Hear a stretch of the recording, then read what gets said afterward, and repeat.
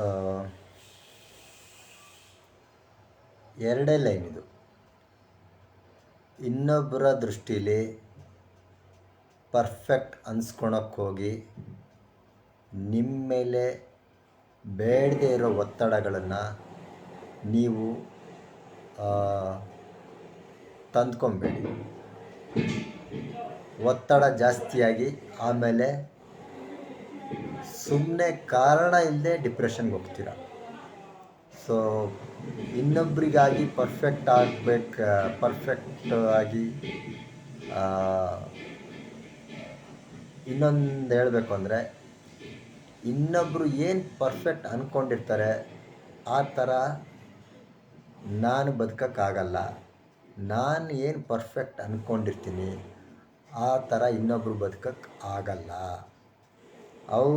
ಅವ್ರಿಗನ್ಸಿದ್ದು ಮಾಡ್ತಾ ಇರ್ತಾರೆ.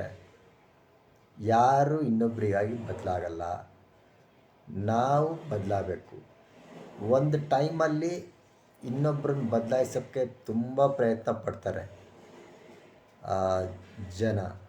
ಆಮೇಲೆ ಗೊತ್ತಾಗತ್ತೆ ಇನ್ನೊಬ್ಬರನ್ನ ಬದಲಾಯಿಸೋಕ್ಕಾಗಲ್ಲ. ನಾನು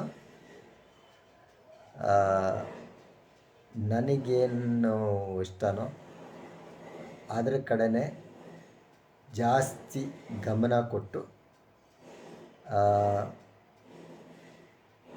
ಆ ಕೆಲಸನೇ ನನಗಿಷ್ಟ ಆಗಿರೋ ಕೆಲಸ ಮಾಡಬೇಕು ಅಂತ ಆವಾಗ ಅನಿಸುತ್ತೆ.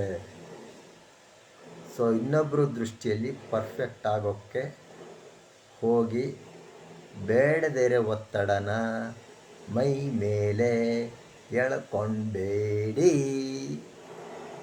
ಇದನ್ನು ನಾರ್ಮಲ್ಲಾಗಿ ಹೇಳಿದ್ರು ನೀವು ಕೇಳಿಸ್ಕೊಳ್ತೀರಾ.